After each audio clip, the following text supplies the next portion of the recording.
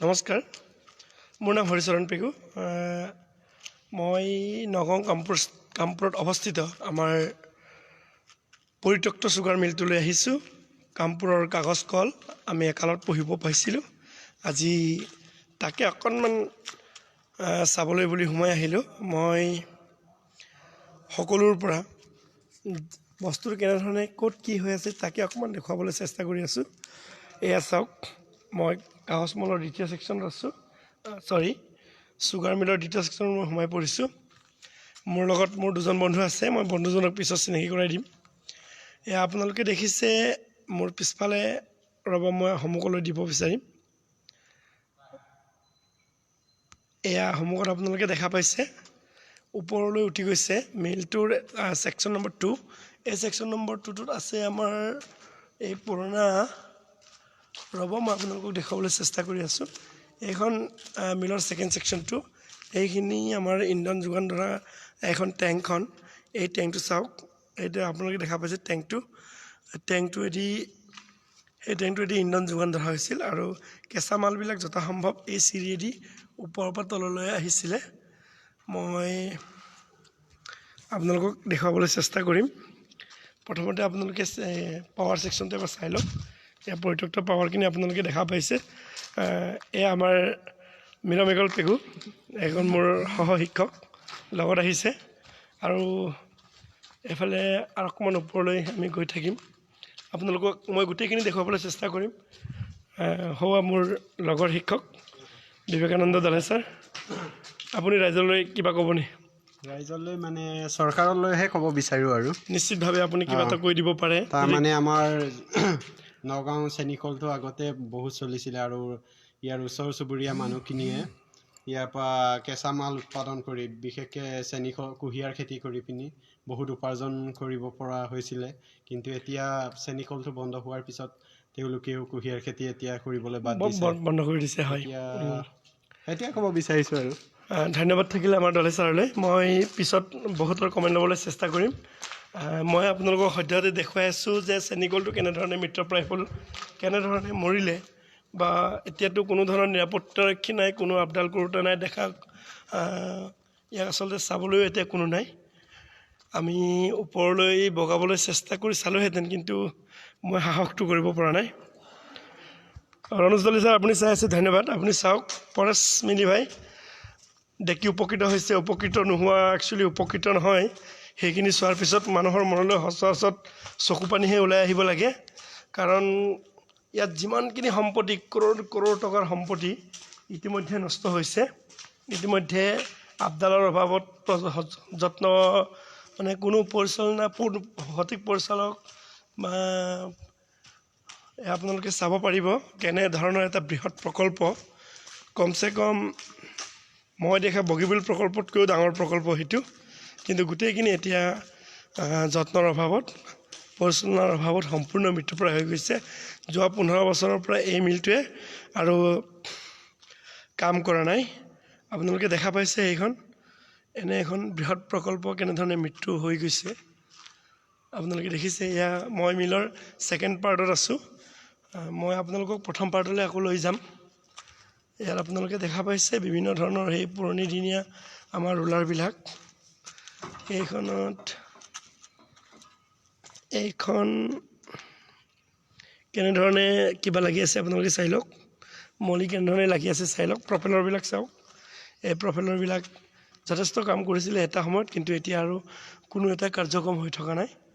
মই বাৰু আপোনালোকক গোটেইখিনি দেখুৱাবলৈ চেষ্টা কৰিম যিমানখিনি সম্ভৱ। গোটেইখিনি সম্ভৱ নহ'ব, কাৰণ ইমান ডাঙৰ ঘৰখনত গোটেইখিনি আপোনালোকক দেখুওৱাটো সম্ভৱ নহ'ব। যিখিনি হওক, আমি অকণমান আগুৱাই যাম। এয়া নগাঁৱৰ কামপুৰস্থিত আমাৰ চেনিকলটো বৰ্তমান তেখেতৰ মৃত্যু ঘটিছে। আৰু ইয়াত আপোনালোকে চাইছে কিছুমান ডেড বডিৰ পাৰ্ট। আপোনালোকে ইয়াত দেখা পাব, অলপ মই জুম কৰি দিবলৈ চেষ্টা কৰিছোঁ। ইয়াত আপোনালোকে দেখা পাইছে, এইটো আমাৰ প্ৰফেলৰৰ চেইনবোৰ দেখা পাইছে। ইয়াৰ পৰা কেনেধৰণে বস্তুবিলাক নামিছিলে তাৰ এটা সৰু আভাস দেখুৱাইছোঁ মই। ইঞ্জিনবোৰ অকণমান দেখুৱাবলৈ মই চেষ্টা কৰিছোঁ। মই অকণমান ওপৰলৈ উঠি যোৱাৰ এটা প্ৰয়াস কৰিম। অৱশ্যে চিৰিবিলাকত অলপ সাৱধান নহ'লে নহয়, কাৰণ এইবোৰ চিৰিয়ে এতিয়া ধৰিবনে নধৰে ধৰিব পৰা নাই। এতিয়া আপোনালোকে দেখিছে প্ৰফেলৰটো ইঞ্জিন। মই আৰু ওপৰলৈ উঠিবলৈ চেষ্টা এটা কৰি চাম। ৰিক্স লোৱা হৈছে, যথেষ্ট ৰিক্স লোৱা হৈছে। আপোনালোকে দেখিছে এইটো ইঞ্জিনৰ মেইন পাৰ্টটো, ইয়াত প্ৰফেলৰখিনি। মই অকণমান ভিতৰলৈ দেখুৱাবলৈ চেষ্টা কৰিম। যথাসম্ভৱ পৰিষ্কাৰ হোৱা নাই, তথাপি মই ইঞ্জিনৰ সেই পাৰ্টটো আপোনালোকক দেখুৱাইছোঁ।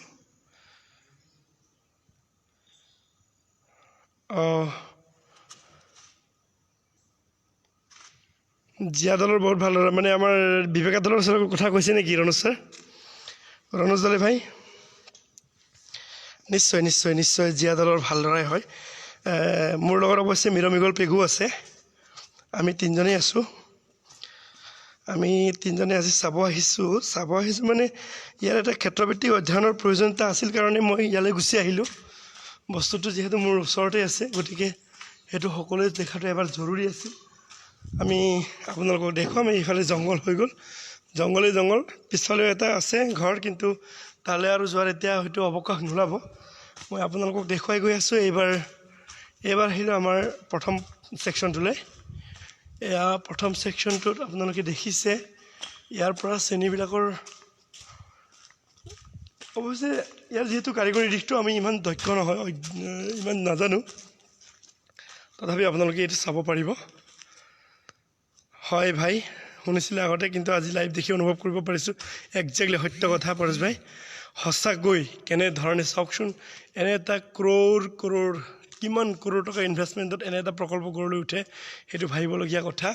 এনে এটা বৃহৎ প্ৰকল্প এখনৰ হয়তো বৰ্তমান কল্পনা কৰিব পৰা নাযাব, কিন্তু এনে এটা বৃহৎ প্ৰকল্প, এটা বৃহৎ উদ্যোগ, এনে এটা বৃহৎ উদ্যোগ কেনেকৈ সুপৰিকল্পনাৰ অভাৱত কেনেধৰণে মৃত্যুমুখত পৰিলে, সেইটোহে চাবলগীয়া কথা। আমি কাকো দোষাৰোপ কৰিবলৈ নাযাম, কাৰণ সেইটো দোষাৰোপ কৰিবলৈ গ'লে প্ৰায়খিনি দোষত পৰিব। চৰকাৰো দোষত পৰাৰ লগতে ইয়াৰ সাধাৰণ আমাৰ কৰ্মচাৰীসকলো ইয়াৰ বাবে দায়ী হয়। কাৰণ কৰ্মচাৰীসকলে যেতিয়া, এইটো বইলিং হাউচ, আপোনালোকে এবাৰ চাব পাৰে। বইলিং হাউচটো মই এবাৰ ওপৰলৈ দেখুৱাইছোঁ। বইলিং হাউচৰ ওপৰলৈ যোৱাৰ আৰু হয়তো মোৰ সম্ভাৱনা নহ'ব। ওপৰলৈ যাবলৈ মই বিচাৰিছিলোঁ, কিন্তু ওপৰলৈ মই যাব নোৱাৰিম। বস্তুবিলাকৰ ওপৰত যথেষ্ট ৰিস্ক আছে, কিন্তু ওপৰলৈ মোৰ যাবলৈ আৰু মানসিকতা নাই। আপোনালোকক খালি বাহিৰে গোটেই বস্তুটো দেখুওৱাটোৱে মোৰ এটা উদ্দেশ্য। এয়া আপোনালোকে চাই আছে আমাৰ চুগাৰ মিলৰ মৃতদেহ। মই মৃতদেহ বুলিয়েই ক'ম। এয়া আপোনালোকে দেখা পাইছে কিমান ওপৰলৈ এটা ইমান সুবৃহৎ উদ্যোগ এটাৰ মৃত্যু আপুনি সহজভাৱে ল'ব নোৱাৰিব। ইয়াৰ পৰা একালত টনে কুইণ্টলে ইয়াৰ পৰা চেনি উৎপাদন হৈছিল, আৰু সেই চেনিয়ে সমগ্ৰ উত্তৰ পূৰ্বাঞ্চলৰ চাহিদা পূৰণ কৰিছিল বুলি খবৰ পোৱা গৈছে। কিন্তু দুৰ্ভাগ্যজনকভাৱে আমি এতিয়ালৈকে কোনো এজন কৰ্মচাৰী লগ ধৰিব পৰা নাই। কৰ্মচাৰী মানে এজন ছিকিউৰিটি গাৰ্ড আছে বুলি জানো, আৰু ছিকিউৰিটি গাৰ্ডটোৱে মাত্ৰ সেই অঞ্চলৰ, বিশেষকৈ খৰিবিলাকৰ কাৰণেই তেওঁ ইয়াত বসবাস কৰি থকা বুলিহে মোৰ খবৰ পোৱা গৈছে। এয়া আপোনালোকে দেখা পাই আছে চেনিকলৰ ধ্বংসাৱশেষ। মই এটা টেংকিটো দেখুৱাম এতিয়া, য'ৰ পৰা আমাৰ চালনীটো, ইয়াৰ চেনি ইয়াৰ পৰা নামি আহিছিলে। ইয়াৰ চেনিখিনি ইয়াতে চেনিখিনি যথাসম্ভৱ সংগ্ৰহ হৈছিল, কিন্তু এতিয়া আৰু আমাৰ এই দুৰ্ভাগ্য, আমি আৰু কেতিয়াও ইয়াৰ পৰা আৰু কোনো ধৰণৰ চেনি উৎপাদন আৰু কেতিয়াও লক্ষ্য নকৰিম। মই সকলোৰ পৰা বিদায় ল'ম। আপোনালোকক এটা লাইভ দেখুৱালোঁ আজি আমাৰ চেনিকলৰ দুৰ্ভাগ্য। মই এতিয়া বাহিৰলৈ ওলাই গৈ আছোঁ। মানে মোৰ সহশিক্ষক দুয়োগৰাকী তেখেতসকল আছে। এয়া চাওক, বাহিৰত বাহিৰৰ পৰিস্থিতি দেখুৱাইছোঁ মই। বাহিৰৰ পৰিস্থিতি আপোনালোকে চাব পাৰে, সম্পূৰ্ণ জংঘল, পিয়ৰলি জংঘল হৈ গ'ল। এইটো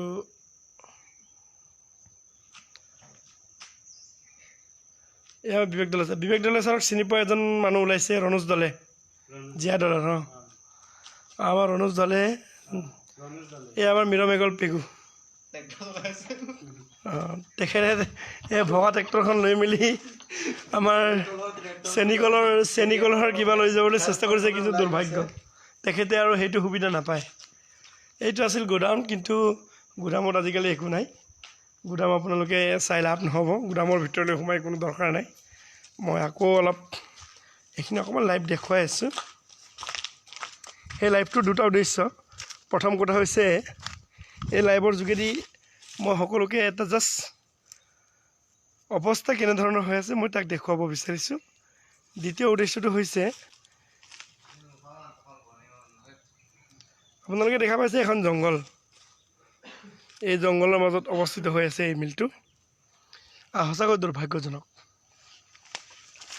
অৱশেষত মই মোৰ সতীৰ্থ পৰিব্ৰাজকসকলৰ লগত, আহকচোন আমি তিনিগৰাকী এবাৰ সকলোকে ৰাইজক নমস্কাৰ এটা দি মেলি সামৰণি মাৰিম।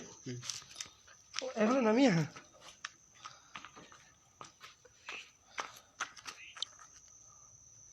এয়া আমি তিনিগৰাকী আহিছিলোঁ। হয়, নমস্কাৰ। মীৰমেগল পেগু। মই বিবেকানন্দ দলে। মই মীৰমেগল পেগু। সঁচাকৈ আজি ছাৰৰ লগত আহি বহুত ভাল লাগিল। আমি লাইভ চালোঁ, লাইভ কৰিলোঁ, আৰু সকলোৰে পৰা বিদায় লৈ আমি আজিৰ লাইভ ইমানতে অনুষ্ঠান, আমাৰ লাইভ অনুষ্ঠান আমি ইমানতে সামৰণি মাৰিছোঁ। জয় হিন্দ। আৰু আমাৰ উদ্যোগ বিভাগটো জীৱিত থাকক, তাৰ কাৰণে সকলোৱে যাতে পৰাপক্ষত প্ৰয়াস কৰে, আৰু সেইবোৰ কথা যাতে আমি ওপৰৱালাক জনাব পাৰোঁ, তাৰ প্ৰতিশ্ৰুতিৰে আজি আপোনালোকৰ পৰা বিদায় ল'লোঁ। জয় Hind, bye bye. Bye bye.